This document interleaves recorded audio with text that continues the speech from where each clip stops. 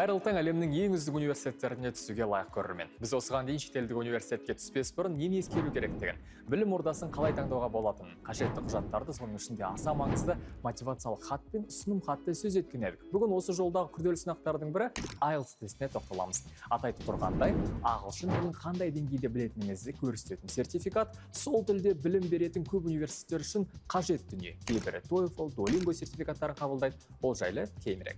9 балдық жүйемен бағалайтын IELTS 4 бөлімнен listening, тыңдап түсіну, speaking, жүйелі сөйлесе алу, reading, оқып түсіну, writing, жүйелеп жаза алу қабілеттерін тексеретін бөлімдерден тұрады. Қобалжытып үрейдің иісі шықса, алаңдамаңыз дер едім. Шетелге оқуға түсу, IELTS тапсыру, оның барлығы бір алынбас қамал сияқты көрінеді, және түсініксіз дүние сияқты көрінеді. Мысалы, сен 7-ші, 8-ші, 9-ші кластарда не екенін білмейсің ғой. Бірақ бір алу керек қамал сияқты, бір содан өту керек, өлара кезеңдер бір болады ғой, сондай сияқты көрінетін. Бірақ 11-ші сыныпта не екенін танысасың да, одан кейін ол қалыпты құбылысқа енеді. Күнде дайындаласың. Тура сол сияқты сен онымен танысып, күнделікті практика жасамайынша ол бір қиын сияқты болып, мойныңда жүк сияқты болып тұрады. Сол жүкті жеңілдетіп, қорқынышты кейпін жұмсартып, кешенді дүниені мүшелеп, жекелей таныстырып шығу мақсатында әр бөліміне жеке-жеке тоқталмақпыз. Бүгін тыңдап түсінуді сынайтын listening бөлімнің кезегі. Алдымен құрылымына тоқталайық. Бұл бөлім 30 минутқа негізделген, қиындығына қарай 4 бөлікке бөлінген 40 сұрақтан тұрады. Әр мәтінді тек бір рет тыңдау мүмкіндігі берілетіндіктен, ережеге мұқият болу аса маңызды.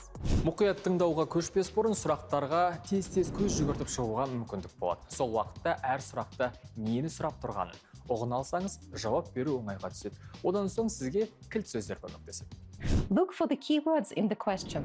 Кілт сөздер көбіне етістік, не зат есім кейпінде болады. Солардың астын сызып, не домалақтап көзге түсетінде етіп қоясыз. Сосын сұралатын ақпараттың нақты не екеніне де мән бере отырыңыз.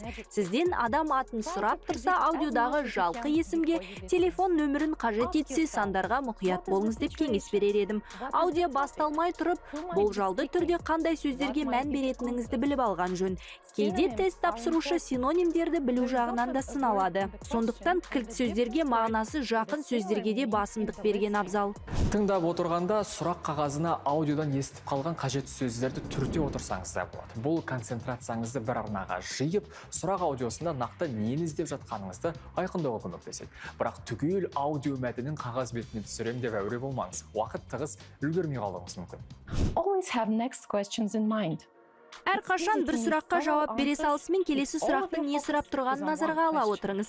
Бір сұрақтың артына түсіп, терең ойға батып кетпеңіз. Естімей қалдыңыз ба, ештеңе етпейді, салқынқандылық танытып, келесі жауапты тыңдап, қағып алуға көшіп кетіңіз. Аудио барысында бірақ, ақыр аяғында алайда деген секілді сөздерге мән берген жөн дейді мамандар. Алма жайлы айтып келе жатып, бірақ деп қарбыз жайлы қорытындылап кетуі мүмкін.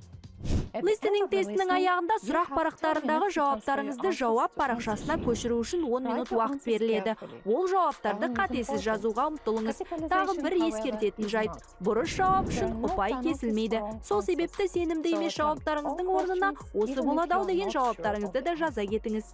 Менің IELTS тапсырған қазақстандық таныстарым listening бойынша көбіне өте жақсы нәтиже көрсетіп жүргеніне қарап, жақсы бір дайындықтың негізінде жоғары ұпай алу әбден мүмкін дегім келеді. Бастысы интернетте толып тұрған сынақ тесттерін жиі тапсырып, машықтанып жүріңіз.